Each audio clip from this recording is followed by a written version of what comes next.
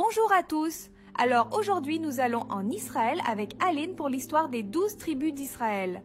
Je vous souhaite donc un bon voyage. Bonjour et bienvenue à nouveau en Israël avec Lynn. Nous sommes à Jérusalem et le sujet d'aujourd'hui est les 12 tribus d'Israël. Qui sont-elles? Où sont-elles situées aujourd'hui? Et saviez-vous en outre qu'il y a plus de 12 tribus? Regardez avec nous jusqu'à la fin pour découvrir de quelle tribu ma famille fait partie. Si vous êtes prêts, commençons à marcher dans les rues de Jérusalem et d'Israël. Nous tombons souvent sur des représentations des 12 tribus, comme dans cette mosaïque, mais pour commencer à comprendre l'origine des tribus, nous devons remonter dans l'histoire, la généalogie biblique, à partir d'Abraham. Allons maintenant ensemble à la tour de David, trouvons un endroit très calme et parlons de tout cela. Allons-y.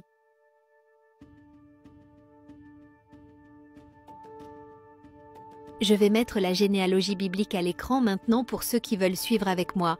Nous commençons avec Abraham, Isaac et Jacob, les 3 patriarches du judaïsme et surtout les 12 fils de Jacob qui donneront naissance aux 12 tribus d'Israël. Yosef, ou comme nous l'appelons en français Joseph, sera vendu par ses frères et emmené en Égypte. Quelques années plus tard, dans le pays d'Israël, il y aura une grande sécheresse et par conséquent une grande famine. Le reste des frères d'Ami et c'est la famille descendent donc en Égypte et grâce à Joseph, ils sont très bien accueillis. Mais quelque temps plus tard, les Juifs vivant en Égypte seront réduits en esclavage et passeront 400 ans comme esclaves en Égypte. Cette famille, qui comptait environ 70-75 personnes lorsqu'elle est descendue, va grandir et devenir une nation gigantesque. Puis l'exode d'Égypte se produit, l'un des passages les plus incroyables de la Bible. Dieu enverra les plaies à l'Égypte, la mer Rouge se fendra et le peuple d'Israël pourra quitter l'Égypte. Et quand ils partent déjà organisés en 12 tribus. Ils vont ensuite dans le désert où le peuple passera 40 ans. Et là, nous avons 2 modifications très importantes des tribus d'Israël.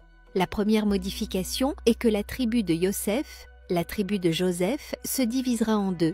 Elle se divisera entre ses 2 fils qui s'appelleront Manassé et Éphraïm. Et la deuxième modification concernera la tribu de Lévi.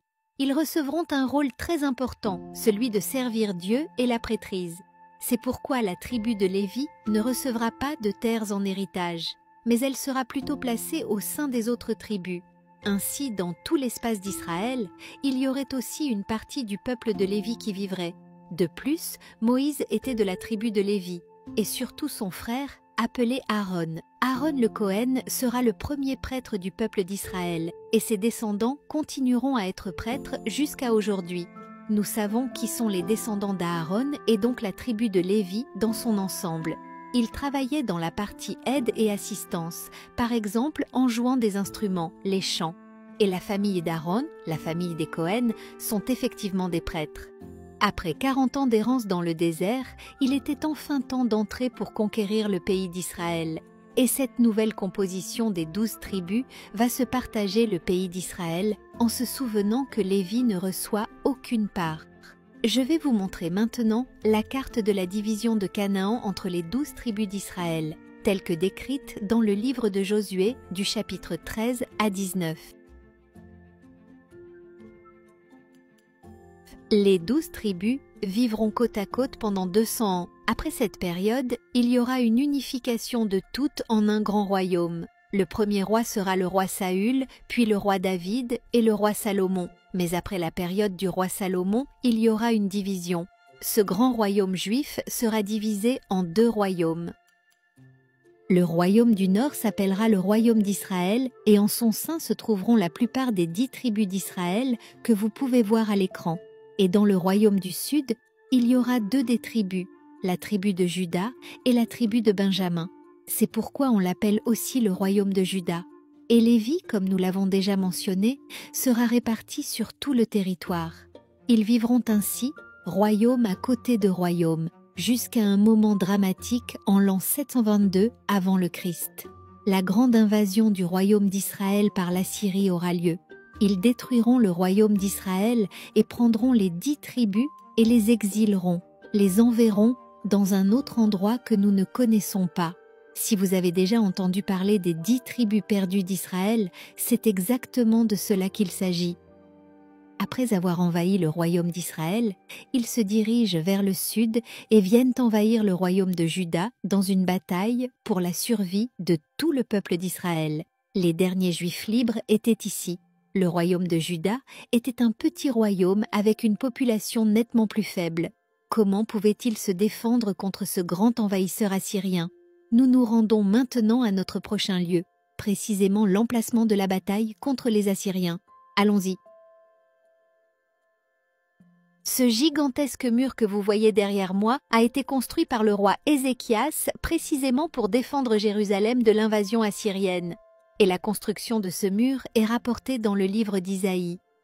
La stratégie du roi Ézéchias fonctionnera. Et les Assyriens ne pourront pas conquérir Jérusalem, puis ils partiront. Le royaume de Juda est sauvé.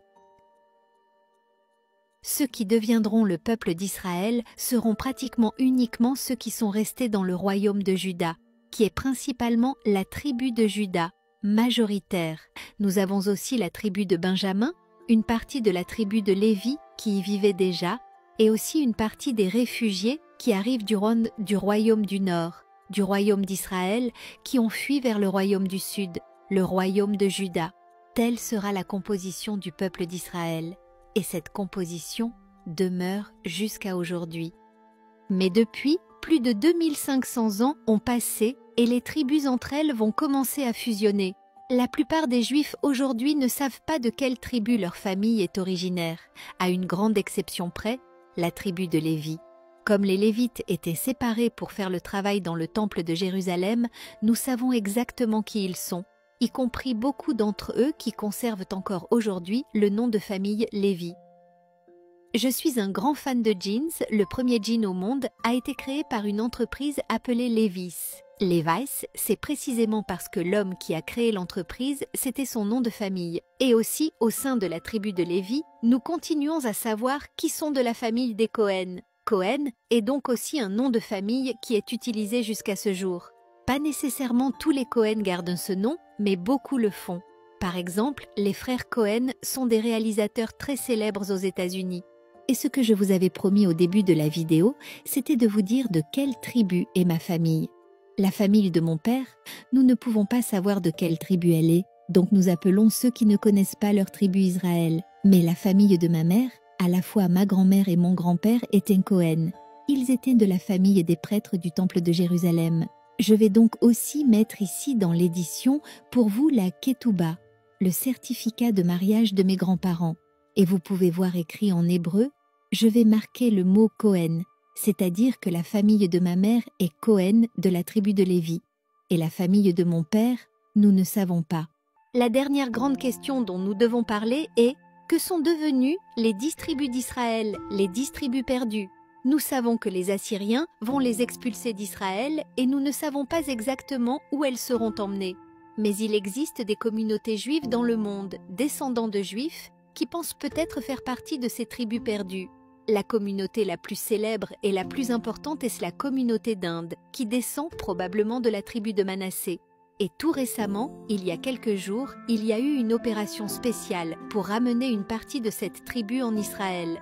Le 15 décembre, 252 descendants de la tribu de Manassé, qui continuent à pratiquer le judaïsme jusqu'à ce jour, sont arrivés.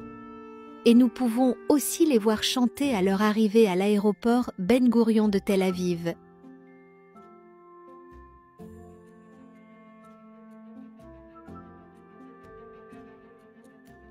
C'est très beau de voir l'une des 12 tribus d'Israël revenir sur sa terre après 2700 ans d'exil. L'histoire des tribus d'Israël ne s'est donc pas terminée dans le passé, mais elle continue à s'écrire jusqu'à aujourd'hui. J'espère que vous avez apprécié cette vidéo. N'oubliez pas de laisser un like et aussi de partager avec vos amis. On se voit la prochaine fois. Shalom.